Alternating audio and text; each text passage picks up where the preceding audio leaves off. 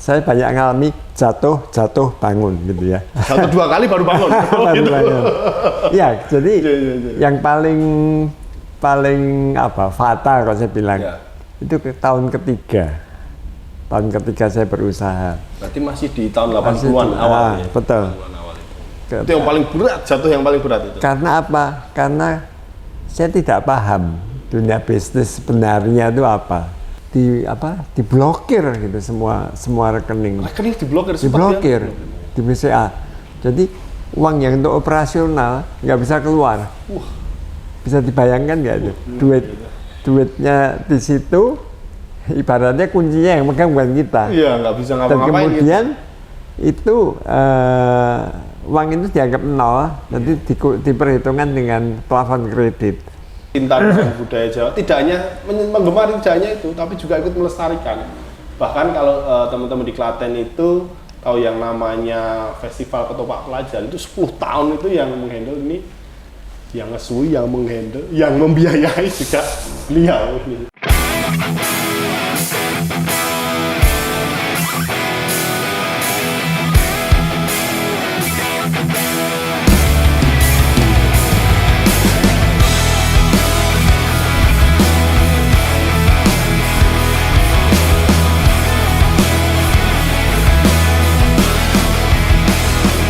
Assalamualaikum warahmatullahi wabarakatuh. Shalom, salam sejahtera kita semua. Om Swastiastu, Namo Buddhaya, salam kebajikan. Saudara semuanya, ketemu kembali, jumpa kembali dengan saya Menang di podcast Nyore Bareng. Dan saat ini saya kedatangan tamu yang ini, kalau ini nggak cuma luar biasa, ini sangat spesial ini hari ini. Kedatangan siapa lagi nanti? Spill dikit dulu. Yang punya Amigo Group. Bayangkan yang punya Amigo Group, Pak Edi. Wah, luar biasa. Matur nuwun Pak Edi. Sama-sama Pak Di Menang. Sing Rawuh di rumah Matur nuwun. Satu Siap. kehormatan bagi kami diundang dalam acara sore bareng ya. Nggih, nyore bareng ini. Ya. Jadi tayang jam berapapun pokoknya nyore Sore. bareng. Kenapa sore itu filosofinya, karena sore itu kan biasanya lepas bekerja. Ya. Saat santai. Santai. Nah, kita sambil minum, harusnya minum teh nih atau Leni. nanti. Ini produk Klaten. Hari ini kita bersama Pak Edi Sulistianto. Beliau ini adalah pemilik dari Amigo Group, di mana salah satu bisnis retail terbesar di Kabupaten Klaten, bahkan Solo Raya, dan ada juga yang di Jogja ini. Luar biasa ini. Gunung Kidul. Wah, ada yang ya di Jogja, yang Gunung Kidul masuk Jogja ya Pak Edi? Ya, sudah betul. Oke. Barangkali agar kenal lebih dekat, Bapak mohon izin untuk berkenan memperkenalkan diri kepada warga masyarakat khususnya di Kabupaten Klaten dan umumnya di Indonesia. Oh. Assalamualaikum warahmatullahi wabarakatuh. Nama saya Edi Sulistianto. Kalau orang Klaten lebih senang manggil saya Edi Amigo gitu. Ya, karena Edi itu kan otomatis banyak ya. sekali. Iya. Ya, jadi saya bakul gitulah, bakul toko sandangan gitulah ya. Ada di 9 tempat gitu. 9 tempat gitu sekarang. Ya, Klaten, Langgu. Kalau diurutkan dari berdirinya, Langgu 2, Klaten 1, Prambanan, Pedan, Sukoharjo, Boyolali, Gunung Kidul, Karanganyar gitu. Itu Pak, aja. Amigo ini kan kalau nggak salah sudah 47 tahun. Ya, Berarti kan luar biasa, bukan masa yang pendek itu. Bahkan untuk seorang manusia saja 47 tahun itu udah dewasa. Kalau diibaratkan sudah beranak, anaknya juga sudah cukup dewasa. Ini kan luar biasa. Nah, sejarahnya dulu seperti apa sih Pak Amigo ini? Semuanya itu berawal dari apa? Kalau saya baca tidak salah, awalnya justru bukan usaha pakaian gitu. Kalau udah sepeda kalau nggak salah, kali bisa diceritakan Bapak itu dulu awalnya seperti apa itu? Ya, jadi kalau bengkel sepeda gitu ya, itu saya neruskan sepeda usaha, awalnya itu ya? neruskan usaha dari orang tua saya. Kemudian perkembangan zaman. Saat itu sepeda sebagai alat transportasi masih tahun 70 ya, sekian gitu. 70-an gitu. Ya. Betul. Motor baru sedikit gitu. Sedikit. Nah, ketika semua beralih ke motor, saya memilih ke fashion gitu. Oh, sejarahnya tadi. Jadi- Karena memang perkembangan zaman, moda transportasi dari sepeda berubah ke motor, akhirnya ya harus bergeser usahanya. Jadi gitu ya. saya memilih fashion karena saya senang di dunia itu. Oh, memang senang fashion gitu. Kira-kira gitulah. Oh, alah, Ji. Terus kemudian kok memilih nama Amigo itu?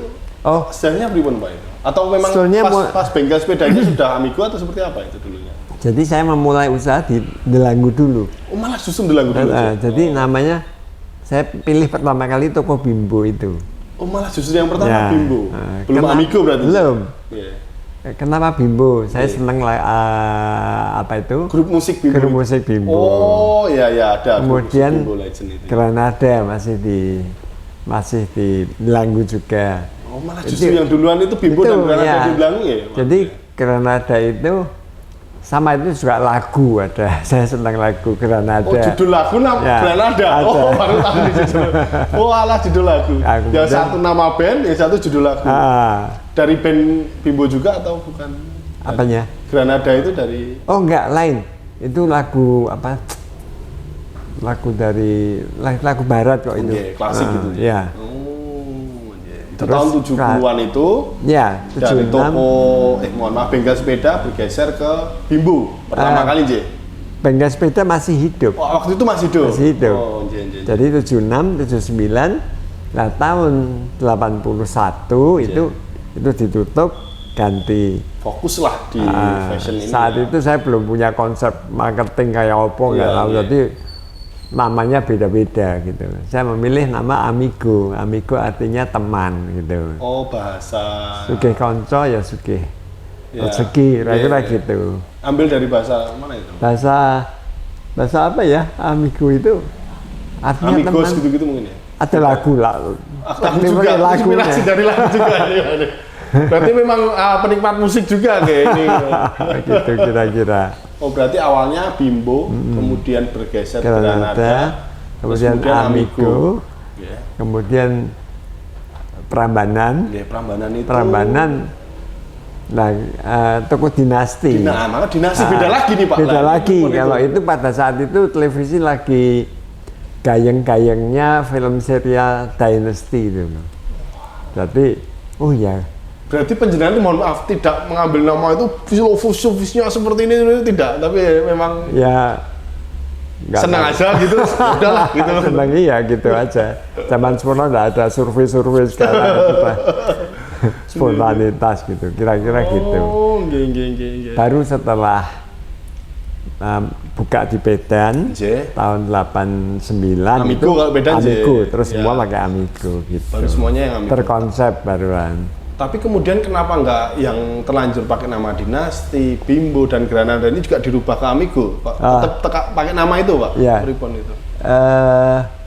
Menghidupkan sebuah nama itu kan effortnya besar sekali. J. Kalau nanti kita ganti lagi eman-eman ya, Oh. itu ibaratnya kita punya anak kok jadi pateni gitu, kira-kira gitu, kira-kira. Ya, jadi ya biar hidup aja gitu, kira-kira gitu.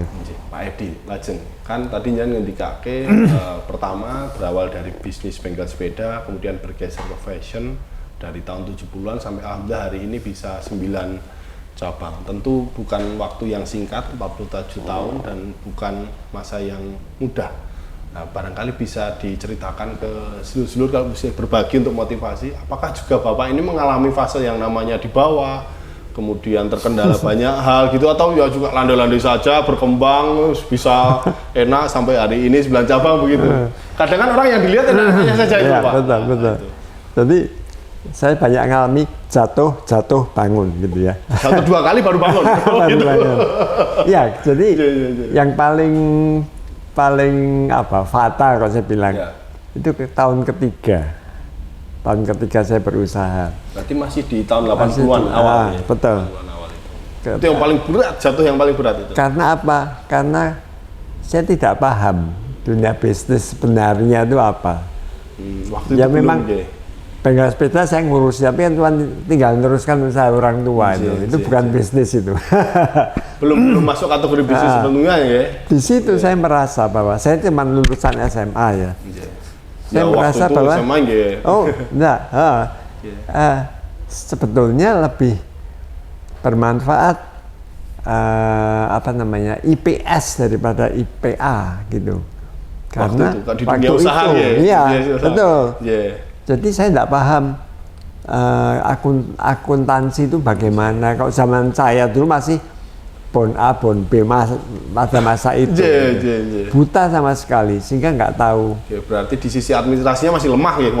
Lemah banget. Oh, malah lemah banget gitu. Dan terutama itu bagaimana toh cash flow itu bagaimana, nggak paham saya. Terus kok sampai sudah punya 2 cabang itu pripun waktu itu? Ya itu makanya saya bilang jatuh bangun itu. dua cabang itu baru 2 toko. Itu sudah seperti itu. Tapi itu menimbulkan kesadaran pada saya bahwa saya harus belajar. Titik baliknya jenengan justru di situ. Di situ. Di 3 tahun pertama itu. Iya. Dan itu membuat saya ambil kursus pendek, kursus manajemen di Jakarta, Prasetya Mulia itu. Saya banyak sekali, belasan kali kursus di sana, gitu.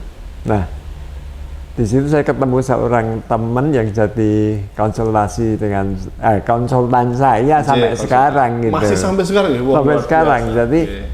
Tapi tidak seketika jadi konsultan. Itu saat itu dia dosen, ya kemudian jadi berawal pertemanan nggak tahu pertemanan ya, gitu. Berarti jatuhnya itu bukan karena omsetnya yang turun, bukan karena sepi membeli, tapi manajemennya salah urus, tidak tahu. Dan itu fatal itu biasanya. Fatal, iya betul sekali.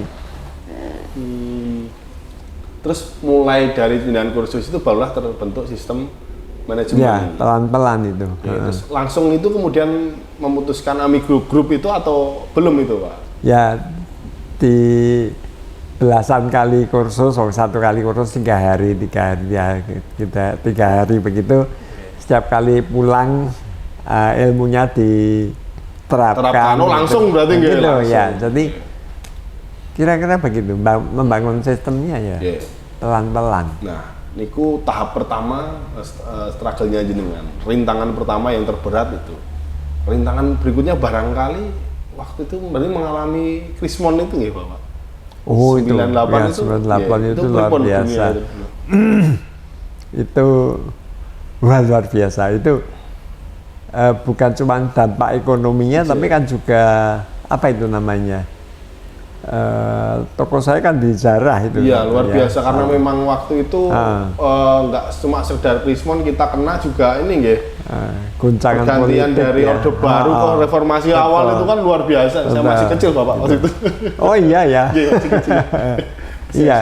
Tapi sudah paham juga karena kemudian memang ibu sudah di politik, keluarga di politik, jadi memang sudah mengikuti. Memang waktu itu ya seperti itu, barangkali penjenengan masih juga menjadi salah satu dari korban kan? Nah, biasa. Nah, waktu itu ketika terjadi itu apa yang Bapak pikirkan di Krismon itu? Apakah harus kemudian berhenti kan banyak juga yang mohon maaf ke Singapura, Australia, kemana? Gitu. Apa itu waktu seperti apa penjenengan dulu? Saat itu bank-bank kan banyak bangkrut ya. Bank-bank. Bahkan yang namanya BCA pun goncang. Iya, itu sekelas BCA aja. Saat itu jadi diblokir gitu semua rekening. Rekening diblokir di BCA. Jadi uang yang untuk operasional nggak bisa keluar. Bisa dibayangkan nggak itu? Duitnya di situ. Ibaratnya kuncinya yang megang bukan kita. Iya, nggak bisa ngapa-ngapain. Dan kemudian itu uang itu dianggap nol, nanti diperhitungkan dengan plafon kredit. Nah, buat orang bisnis itu kan yang penting putaran uang. Tapi saat sulit seperti itu, justru uang itu dibeku ya, diblokir, nggak bisa. Seperti itu. Waktu itu inflasi langsung mengerikan. Iya, seperti itu. Jadi cari barang dagangan sangat tidak mudah, cash. Nah, tapi pelajarannya ada bagi saya. Nah, nopo itu biasa. Inventory harus ramping gitu. Lah duitnya tidak ada. Iya, betul. Jadi apa namanya, inventory kalau biasanya saat itu 6 bulan, kita press jadi 3 bulan gitu. Kira-kira gitu ya. Pada saat awal ya dinamikanya seperti itu. Ya pasti luar biasa, dan itu nggak cuma setahun ya, berarti beberapa tahun ya Pak, itu struggling itu. Ya semua sektor ya, waktu itu semua sektor merasakan. Oh semua itu mengerikan. Ya, tapi ada hikmah yang didapat. Nah ini kan saat ini perkembangan dunia fashion luar biasa ya Pak. Di era modern, era digital ini kan lawan kita nggak aja cuma sesama toko, bahkan yang nggak punya toko pun bisa jualan sekarang lewat dunia digital. Nah, menghadapi tantangan tersebut, Amigo ini bertransformasi seperti apa Pak? Adakah inovasi-inovasi juga? Ya harus, kalau enggak kita tergulung ya gitu. Saya bersyukur bahwa terjadi pandemi gitu ya, kok malah bersyukur gitu. Kenapa Pak? Wow, bisa menarik ini, pandemi malah bersyukur ini menarik. Jadi itu ketika semuanya oke-oke saja, itu kan ya lah, berjalan seperti biasa. Tapi ketika sulit gitu, terpuruk sekali saat awal pandemi itu, omset turun drastis dan seterusnya. Bagaimanapun kita harus efisiensi lah. Nah, itu banyak hal harus dilakukan gitu. Sebelum itu sih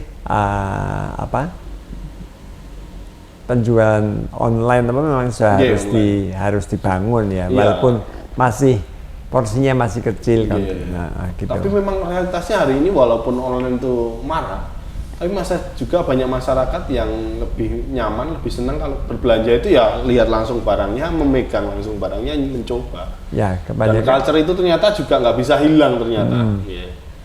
Karena kadang-kadang beli lihat di gambar, dipakai kok nggak enak, dipakai kayaknya kaku, atau sisi experience-nya nggak ada kalau beli online itu. Barangkali bisa lebih murah, ya kan barangkali. Tapi ketika secara kualitas ini kita juga tidak bisa tahu ya, susah juga kan, apalagi sistem pengembaliannya susah. Betul. Dan saya lihat di Amigo ini yang luar biasa juga, kalau tidak salah ada juga kan produk yang bisa coba misalnya tidak cocok, masih ada waktu untuk size-nya nanti berapa hari itu kan Bapak kan, itu luar biasa. Bisa. Bahkan kalau tidak salah ada inovasi juga semacam kredit atau apa gitu di Amigo bisa. Itu kan nggak semua toko ada seperti itu kan, itu bagian dari sebuah inovasi yang inovasi bagaimana luar biasa bagaimana tetap eksis lah.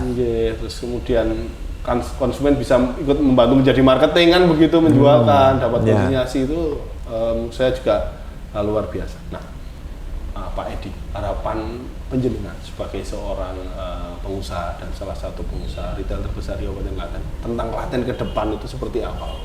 Boleh berso ini. Klaten itu kota yang sangat nyaman bagi saya, bagi penduduk Klaten gitu. Saya lahir di Klaten. Oh, penjenengan lahir di Klaten? Oh, lahir di Klaten gitu. Tua di Klaten dan mungkin nanti meninggal juga di Klaten kan. Wah, luar biasa, luar biasa. Klaten itu makmur, tanahnya kan tidak topografinya enggak gitu ya. Bahkan banyak orang yang bilang Klaten itu kotanya cuma lurus saja gitu. Tapi justru enak, nyaman kan katanya. Dan kaya. Kota kecil tapi bandaranya 2. Wah, iya laras. Solo dan Jogja kan. Saya selalu promonya juga begitu. gitu. Setengah jam ke Jogja, setengah jam ke Solo kan begitu. Potensinya sangat besar. Mana ada ya kabupaten yang punya sumber air berlimpah seperti Klaten, rasa-rasanya kok nggak ada. Terbukti kelasnya Aqua aja di Klaten. Itu kan gitu ya. Satu. Dan sepanjang masa itu tidak pernah kekurangan air. Tanahnya subur. Terus kurang apa lagi, diapit oleh dua pusat budaya Jawa, Solo dan Jogja. Tapi justru di situ satu tantangan ya, bagaimana Klaten bukan sebagai kota yang mau dilewati. Bukan kota satelit ya. Kalau memperkenalkan Klaten kok mesti gandul Solo Jogja, antara Solo dan Jogja gitu. Bahkan sebagian orang ketika di Jakarta tanyain dari mana? Solo, ada dari mana? Jogja, gitu kan? Malu ya. Padahal orang Klaten kan gitu. Bangga harus punya. Kalau saya memang dari kecil Klaten gitu. Betul. banyak potensi yang menurut saya bisa dikembangkan dan memang sudah nampak dikembangkan. Mulai berkembang ya. Mulai berkembang ini apa? Dana desa apa namanya? BUMDes apa itu? BUMDes. Badan Usaha Milik Desa. Membuat potensinya bisa kelihatan gitu bisa ya. Kelihatan. Yang dan membuat desa bisa berkembang ya. Betul, gitu. Tapi tetap bicaranya desa. Saya takutnya justru ketika berkembang terus semua jadi kota kan juga hilang desanya nanti kan begitu. Lah bedanya apa tuh desa dengan kota itu? Ya, mungkin lebih ke apa nih infrastruktur bangunannya yang nampak mungkin bangunan yang besar-besar. Nah, sekarang listrik masuk desa, jalan sudah semua rata. Di sini mau kemana toh? Semua jalannya bagus. Gitu. Bagusnya Klaten itu orang banyak bilang ya teman Pak. Seperti kota, tapi masih nyaman, nggak terlalu ramai. Sampahnya juga masih terjaga. Tapi aksesibilitas mau kemana-mana dekat. Iya. Apalagi sekarang kalau misalnya yang suka naik kereta KRL ada di Klaten, ada 4 atau 5 stasiun yang disinggahi. Sebentar lagi ada tol kan begitu kan, dari mana saja bisa. Bahkan ada 3 isi tol dan tadi penjelasan ketika kita tadi punya 2 bandara kan begitu. Jadi sebenarnya kayaknya kota kecil nyaman dan secara aksesibilitas mau kemana aja juga gampang kan begitu. Dan, ya, Pak. Harus kita syukuri Klaten jarang sekali ada bencana alam ya. Termasuk ya. Paling Merapi. Tapi kan batuk itu kan nyuburkan tanah gitu. Nah ini tadi jenengan sedikit sudah menyinggung ini yang mau saya bahas masalah budaya. Nah ini sisi lain dari Pak Edi yang barangkali belum paham. Selain beliau ini seorang pengusaha dari Amigo Group, beliau ini sangat mencintai budaya, utamanya budaya Jawa juga. Saya juga bingung ini, kok bisa gitu loh Pak Edi cinta dengan budaya Jawa. Tidak hanya menggemari tidak hanya itu, tapi juga ikut melestarikan. Bahkan kalau teman-teman di Klaten itu tahu yang namanya Festival Ketoprak Pelajar itu 10 tahun itu yang menghandle ini, yang ngesui, yang menghandle, yang membiayai juga beliau ini. Kok bisa gitu loh Pak? Awalnya pripun kok jenengan bisa sebegitunya mencintai budaya Jawa sampai juga ikut melestarikan gitu loh. Bahkan saya baca-baca itu di Amigo ada kegiatan-kegiatan juga itu, bermain ketoprak, pentas ini, pentas itu, bermain musik segala macam. Kok sakit nggak tuh pripun itu? Itu tidak lepas dari pendidikan dalam tanda petik ya. Gitu. Jadi dilalah saya ya senang di pendidikan gitu. Maksud saya pendidikan dalam tanda petik tadi itu ketika saya masih kecil. Gitu. Ini malah dari simbah putri saya. Dari simbah putri. Simbah putri saya itu punya 1 set buku Mahabharata. 40 jilid karangan R.A. Kosasih. Entah mungkin Mas Hamnang nggak menangi itu ya? Nggak menangi, cuma tahu aja tulisan di Mbah Google tapi betul. Kalau bukunya nggak baca aja. 40 jilid Mahabharata dan 10 jilid Ramayana. Itu jadi bacaan wajib bagi cucu-cucunya, harus baca satu-satu. Doktrinasi berarti itu kan? Doktrinasi, betul. Jadi semua cucu-cucunya itu hafal semua. Ya, cerita Mahabharata, terus kemudian Ramayana, dan itu kan sebenarnya nilai-nilai yang terkandung di dalamnya itu relate dengan kehidupan sehari-hari kan itu, penuh filosofi, penuh pelajaran hidup gitu. Ya, bermula dari itu saya senang budaya Jawa dari situ. Dari situ. Yang memang budaya Jawa ya memang karena masuk dari India juga pengaruhnya. Jadi saat itu tobong apa namanya? Ketoprak. Sebelum ketoprak ya, saya saat itu senengnya wayang. Gitu. Awalnya malah dari wayang. Wayang kulit atau wayang orang? Wayang orang. Awalnya wayang orang. Saya wayang kulit itu malah nggak seneng, kelamaan, terlalu lama. Nah, ada Ngesti Pandowo, ada Jepang Kawedar gitu. Itu dan mesti seneng nonton. Di Solo berarti gitu dulu ya? Di alun-alun Klaten, sama Semono gitu ya. Di Solo Sriwedari juga pernah nonton gitu.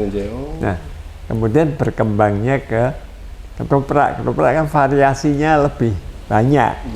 Wayang orang kan paling mesti cuman itu aja. Dan nek ketoprak itu kan wayang orang setahu saya pakem gitu Bapak. Kebanyakan pakem. Betul. Tapi nek ketoprak terus ada variasi kembangannya. Bebas gitu ya. Ada sisi hiburannya di situ. Ya. Nah, dari situ Sansoyo dadi. Senengnya gitu. Ya, dan kebetulan ketemu dengan Bunda Nusantara. Oh nggih Pak, Bunda Ya. almarhum nggih. Ah. Wah itu maestro beliau itu. Nggih. Gitu. Nah, terus kemudian jenengan cinta budaya, melestarikan.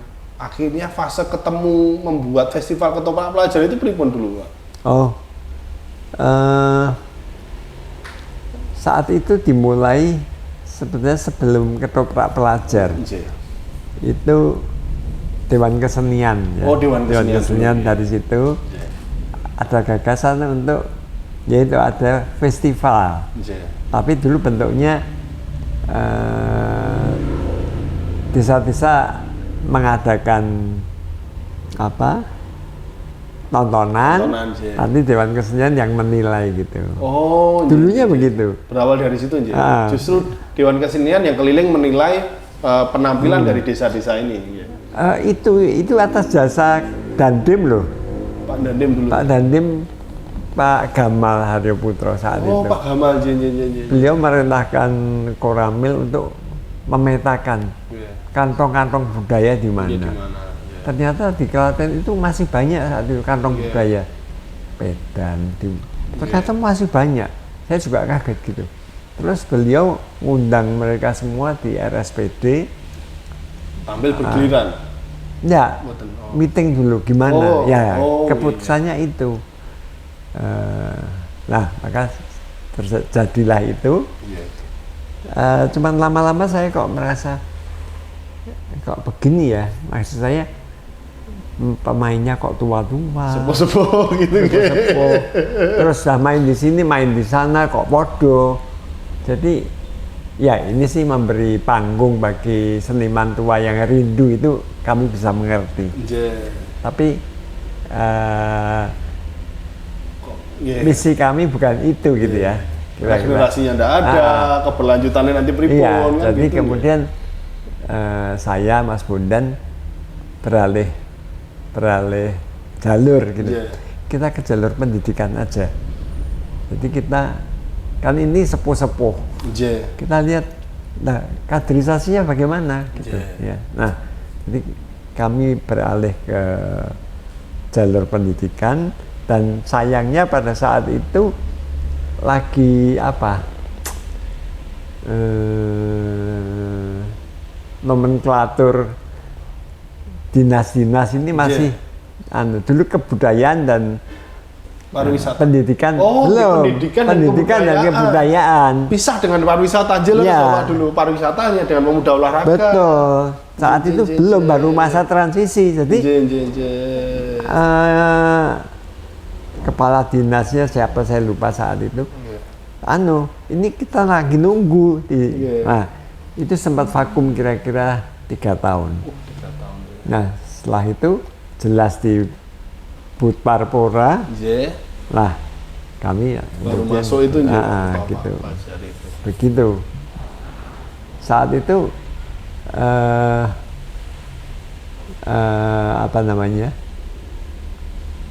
Peserta yang sekolah yang mau ikut aja, aduh, sulitnya bukan main. Awal-awal aja ya? Awal-awalnya gitu. Sampai akhirnya malah Sampai justru sampai 50 sekolah. wah luar biasa. Gitu. Nah, Pak, ini barangkali pertanyaan terakhir. Indonesia ini kan ke depan bonus demografi penduduknya banyak. Di sisi lain di tahun 2045 itu dari dulu Presiden Bung Karno sudah mencanangkan ketika 100 tahun Indonesia merdeka ini kan kita jadi Indonesia emas. Artinya nanti di 2045 ini kan generasi mudanya harus yang bisa benar-benar berkualitas sehingga bisa menjadi Indonesia emas tadi.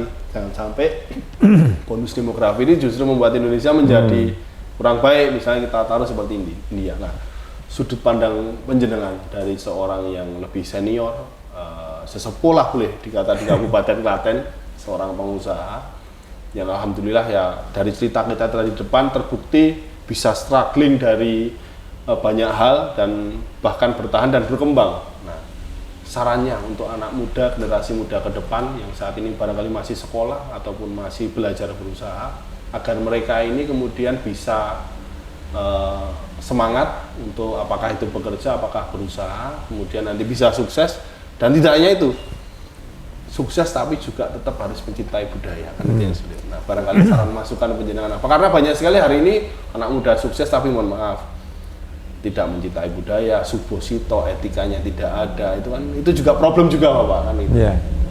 Barangkali nopo saran dari penjenengan masukan untuk generasi muda kita ke depan.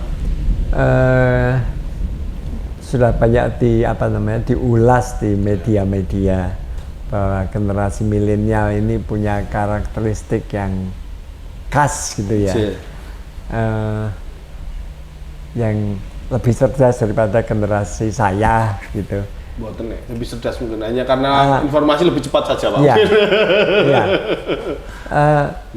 Yang penting dari generasi muda ini fighting spiritnya ini harus tetap jaga. Fighting Kan spiritnya pertama itu. Bagaimana ya? Sekarang kehidupan lebih mudah daripada zaman saya kecil.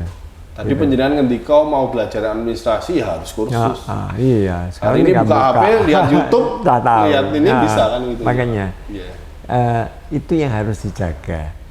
Dan kemudian ini kata Mas Bondan ini. Ketika anak masih kecil, kita tanamkan budaya, akar budayanya.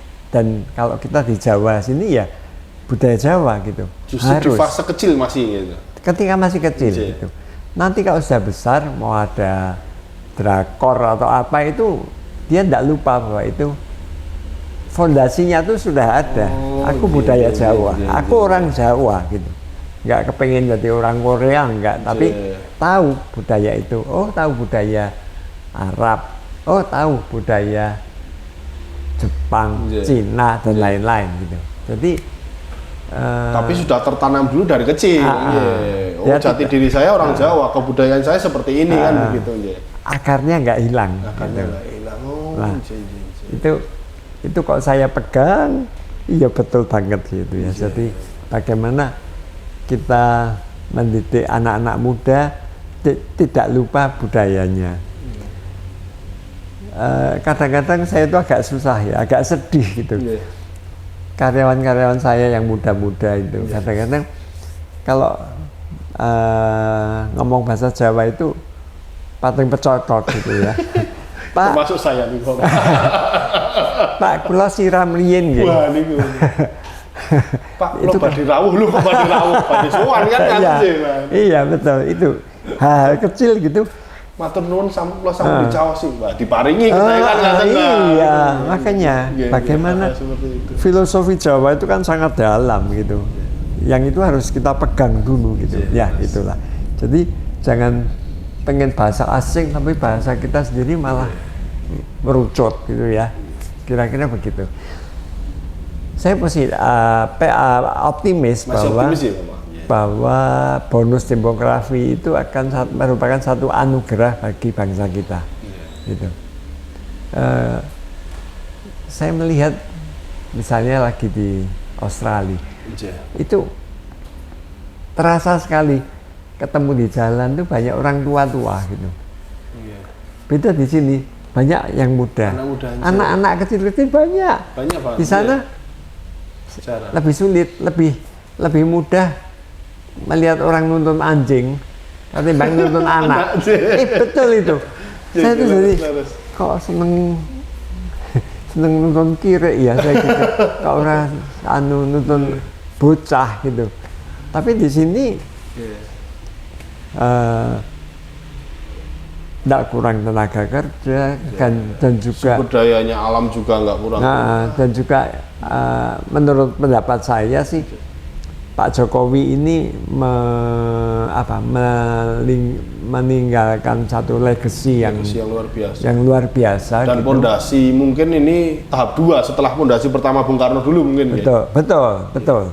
Pondasi kedua ini mungkin beliau ini. Jadi sehingga bagaimana pemimpin ke depan itu sudah tahu arahnya harus kemana biar bangsa ini bisa. Iya. Gitu. Rasanya tidak perlu khawatir itu, karena ya ketika banyak negara agak terpuruk, kita tetap bisa Tetap, struggling. Bahkan pandemi kita dapat prestasi, termasuk Iya. negara yang bisa mengelola dengan baik pandemi betul, ini. betul, Padahal betul dengan sekali. jumlah penduduk yang luar biasa. Wah, itu enggak mudah kan. Nggih. Itu. Nggih. Matur nuwun saestu Bapak, hari ini bisa kepanggih, bisa jagongan, ini suatu momen yang luar biasa bagi kula. Bagi saya juga, Wah, Pak. saya ini ngefans dengan beliau lama. Jadi dulu zaman masih saya duta wisata di 2010, di 2011-12 itu saya ikut ada kegiatan pelatihan kepemudaan dan salah satu narasumbernya beliau. Wah, banyak sekali diceritakan motivasi yang membuat salah satu karakter saya menjadi seperti ini hari ini. Maka dari itu hal yang luar biasa dari beliau ini yang selalu saya ingat, yang tadi juga diatur lagi bahwasanya anak muda ke depan itu ya memang sukses bagus, tapi ya pondasinya, akarnya itu tidak boleh lupa dari mana dia berasal kan begitu. Ketika kita orang Jawa ya berasal dari orang Jawa, ini kebudayaan kita harus tetap utama. Meskipun boleh nonton drakor, boleh kan kata nih Bapak, Iya, boleh, iya. boleh suka budaya asing boleh, tapi tetap kita lebih mencintai budaya kita. Dan terakhir tadi belajar bahasa penting ya Bapak. Jangan sampai kebalik-balik tadi. Dan bahasa Jawa ya, Lagi. bukan bahasa Korea. Jangan kebalik-balik. Bahasa asingnya pinter tapi ketika kok tak siram riyen gitu Pak. Siram. Pripun itu membahasakan diri saya sendiri kan. Ya, matur nuwun, saya lawannya di tempat kami Bapak. Sama-sama satu kehormatan Iya. bisa mengisi acara sore bareng. Iya. Matur nuwun sangat. Ya, semoga panjenengan sehat selalu, Amin. bahagia bersama keluarga. Salam Amin. kagem keluarga Ya, saya. terima kasih Mas Iya. Samanang. Begitu seluruh sekalian, podcast Nyuri Bareng hari ini bersama tamu spesial kita, Pak Edi, pemilik dari Amudu Group. Terima kasih. Wassalamualaikum warahmatullahi wabarakatuh.